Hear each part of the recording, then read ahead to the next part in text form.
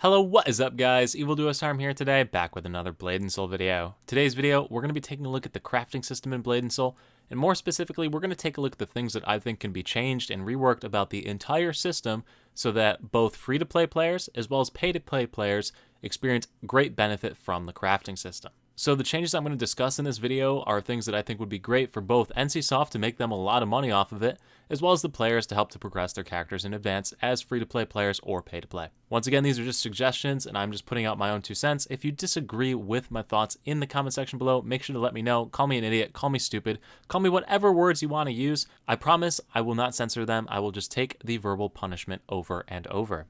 But anyway, if you are new to Blade and Soul, or even if you've been playing for a long time, a little refresher on the crafting system. About 2 years ago, when our good boy the Gunslinger over here came out, they redid the entire crafting system in the game, added this new like crafting order system and blah blah blah.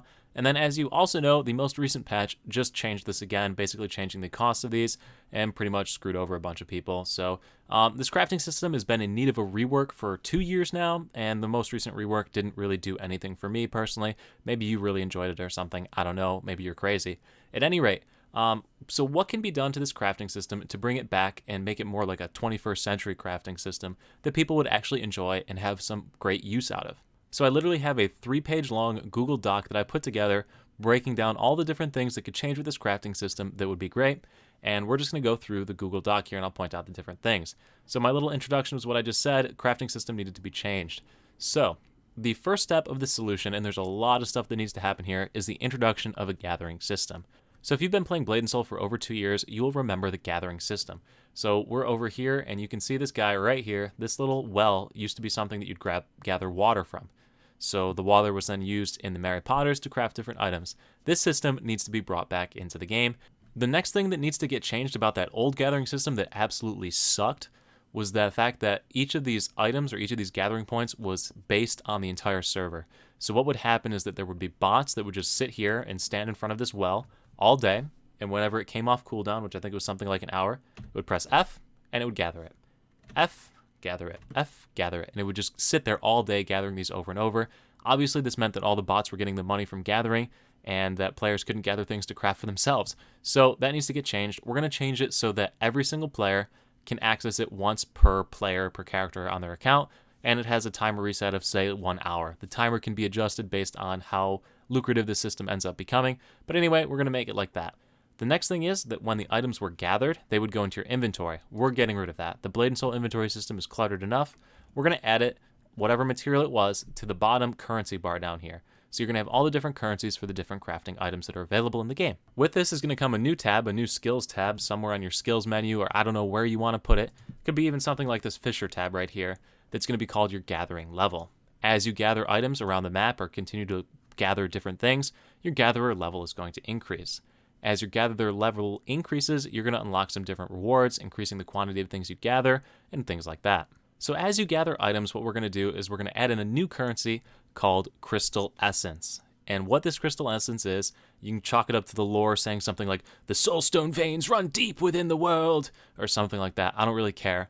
But this Crystal Essence is going to be used to craft soulstone crystals, moonstone crystals, Elysian crystals, and sacred crystals. We're wanting these to be the crystal form, that way bots, if they want to take advantage of this system once again like they used to, if they go up to it, they craft it, but they can't do anything with these crystals since nothing is market tradable, so they make no money, so there's no benefit for bots that are doing this. On the flip side, players that are doing the new crafting and gathering system are going to love this because it gives them free upgrade materials as they're progressing. The amount of crystal essence needed for each of the different items can be changed based on the current fluctuating rates of gold or how they trade on each server. Don't really have that fully fleshed out, but it could be adjusted so that it's not like, oh my god, I'm just going to sit here farming this well over and over and I'll be able to progress to my Grand Thornbreaker 75 stage weapon. We don't want that to be the case, but we do want it to have some incentive for a new player or even an experienced player to be running around to these different locations, picking up things and partaking in the new gathering and crafting systems. The next thing we're going to add into the game are going to be tools for gathering. And the reason we're adding tools for gathering is because this needs to have some sort of monetization model for NCSoft. Obviously, they can't introduce free materials, this change in systems, while not offering gold. They need to make money off of this somehow, and the way they're going to do it is through tools. So, if you go to any of the merchants in any city or location or whatnot, right, you're going to be able to purchase a basic gathering tool. So for the well, for example, we'll make like a pot or a bucket or something. The bucket can be used one time, and the bucket sits in your inventory. Obviously, like we said, we can farm the item from the well. It goes into our money bar along the bottom of the screen, and then we lose the bucket. Or we keep the bucket. The broken bucket stays in your inventory. So you have to go to a merchant to sell off your broken items and whatnot. This is going to keep people from sitting here and just going on infinite loops and spamming tons of stuff. They're governed by their inventory size. After they've gathered all the items with their broken items, they can go back and sell it to the general merchant. The items from the general merchant are going to be peanuts for cost. You're not going to charge like 4 gold for a bucket. That would be absurd. But they do need to be expensive enough to sort of pull back on the price of the crystals, right? If we're giving you free crystals for doing this gathering system, there needs to be some value in it as well. Now, after you've gathered up some of the crafting materials, each guild is going to have the ability to craft the gathering utensils with like a 5 to 10 durability, so you can use each of them a few times before it breaks. So we'll add that system into the game as well, so you can recycle your materials that you gather into more gathering utensils to sort of build up your empire. Now, if you want to spend the money, there will be Hong Moon versions of these tools on the marketplace. You can go ahead and buy them on the marketplace for something like 400 N coin. That's $5 US. Nothing too crazy, expensive-wise. Not like it's way out there as far as cost, but it's still something that would be useful, and the Hong Moon ones will not break. So make it so that they don't break. You just keep it in your inventory, and you can gather stuff whenever you walk up on it. Another thing that you could do is you could even make the items that you use to gather, the gathering items, the Hong Moon version, just attached to your character so it doesn't even take up an inventory space. Basically, incentivize a player to want to buy this, but don't force them to buy it. Yeah, you can just still go craft the ones yourself if you don't want this infinite one and have to do the extra steps of walking back and forth. It's a convenience item, not a required item, but it is a really convenient item to have. So the last thing we're going to do with this gathering system, and this is also going to apply to the crafting system rework we're going to talk about as well, so I guess I'll just cover them both, but we're going to add a crafting and a gathering event that comes out when this whole change happens. The crafting and gathering event is going to have a pet aura that you can equip to your character while you're running around and doing this, and this pet aura is going to give you 10% increased time to gathering, or 10% reduction in the time it takes to gather items from locations, and a 10% reduction on the time it takes to craft an item. So when you go to start crafting an item using the crafting guilds, which we'll touch on in a second, it'll reduce the overall time it takes to craft something by 10%. So you'll want to make sure you switch in and out of these different pet auras as you're playing. So this will be the big ticket event reward for that event. This event will be run twice per year. You'll have 2 opportunities to pick this up, so once every 6 months. The pet, though, if you're not around for the event, or you joined Blade & Soul late, or you missed it during the event, will be available on the store for 800 N coin. So if you want to spend the $10, you can get the pet now, or if you're okay with waiting for a few months for the minimal 10% reduction, you go ahead and wait till the next event. This gives NCSoft another monetization route if they want to make some money off of the new crafting system, while not forcing any player to go and do it, because the players know that, hey, if I wait it out, I'll be able to pick it up. So now we're going to go ahead and talk about the crafting system specifically, now that we're out this whole new gathering system, right into the crafting system. And the first thing that needs to happen with the crafting system is that any recipes, and I don't know if this is true or not, I feel like I remember seeing some, but that use the crystal form of anything, any of the items, need to be changed to the non-crystalline form of those items to craft. So like soulstone crystals, moonstone crystals, those things need to go to all of the market tradable version if it's going to stay market tradable. The reason I say that is because if we add in the system that gives you free items or free soulstone crystals, moonstone crystals, free crystals with the crystal essence system, then bots will be able to farm these items and will be able to make money and sell gold. So we want to keep that out of the system no matter what. So we got to get rid of all those recipes that do that if there are any left. The next thing that'll change is going to be the cost to craft these different items. So for example, in the Radiant Ring, if we wanted to craft a Hong Moon Brilliant Key, so this is the account-bound version of the items, we're going to get rid of all of this crystal cost, and instead, it's just going to cost a boatload of the materials that you go and gather yourself. So you're going to be forced to go ahead and do a lot of gathering if you want to be able to craft these different items for the account-bound side. Now, for the market tradable versions of the items, it's going to remain the same. It's going to use very minimal amount of resources to gather than the typical non-crystalline version of the item, so like the Sacred Orbs, the Elysian Orbs, those different things. It's going to keep using those minimal amounts of the items that you have to gather. So people that want to craft things to sell on the marketplace don't have to waste all of their time running around doing this gathering, since the gathering is not going to help them get the other items that they need. However, if you're a new player or a beginner player, you're going to be able to benefit from doing all this gathering because it helps you to craft different items that you need. Now, the big one here is going to be transformation stones. We're going to break transformation stones and Empyrean spirit stones, for that matter, into 2 categories. We're going to have the sealed and unsealed versions. Obviously, the sealed versions are going to be on the trade side. The unsealed will be on the account-bound side. Since Blade and Soul decided to rework the entire cost of everything to require about 8 bajillion transformation stones, it only makes sense that people have an alternate way to get transformation stones other than running PvP for moonstones, running raids every week for Elysian orbs, running daily dungeons for sacred orbs, doing PvP for soul stones. It gives them another option to be able to craft this. Once again, we're talking a boatload of materials. It's not something where you're going to be able to walk around for 10, 15 minutes gathering all the water from the wells and then be able to go ahead and craft a transformation stone. It's not going to be like that. There needs to be some amount of effort put in for a player to go ahead and get this item. Obviously, if you make it too easy to get, people are just going to do that instead of buying RNG boxes. End of the day, NCSoft is a company that needs to make money. It's just going to provide an alternate method for people to obtain these items if they don't want to spend real-life money or if they don't want to go ahead and grind up all these materials in all the different locations. You can just run around, do this new crafting system, and pick up the stuff. Likewise, if someone was to spend the money on the reduced time to go ahead and gather things, or premium membership, which we'll get to in a second, you'll see how this system becomes absolutely amazing. The next thing that's going to happen is that there needs to be a time gate on these items. Once again, if you can just keep crafting 24 transformation stones using a bunch of materials that you gathered every 2 minutes, not going to work. It's going to devalue the market. Everything that's on the market's going to crash. So we need to add a significant time gate to crafting these items. Say something like 1 or 2 transformation stones a day, something to really keep it time gated. Now, a lot of people are going to be complaining about this when I say the next part that I'm going to say, but you got to keep in mind, this is a completely new system that is basically giving you these items for free. So there needs to be some sort of monetization model on it so NCSoft can make money. And the monetization model that's going to come with this time gate is going to be an instant craft complete voucher that can be bought off the store. This instant craft complete voucher is not going to be very expensive, something like 20, 30, maybe 50 N coin, somewhere in that region, depending on how many different items you can craft at any given time. They will instantly complete whatever orders you have available for the day or whatever amount of time, or maybe it removes 24 hours. Something like that can be hashed out, but it is not going to be an expensive item because the total quantity of things you can craft at any given time are going to be pretty low. So people who are okay with waiting 2-3 weeks to just go ahead and craft through all the items that they've gathered to get the stuff they need to upgrade their weapon can wait 2, 3, 4 weeks. People that want it now can go ahead and spend the extra N coin and pick up the item. It is pay to advance quickly. It is not pay to win. Everybody's going to get to the same place eventually. The next thing that's going to get added is similar to the gatherer level, we're going to have the crafter level. So the crafter level gives you a % chance to crit whenever you're crafting something and is increased based on the number of items that you craft, obviously. So that % crit chance will double whatever you crafted.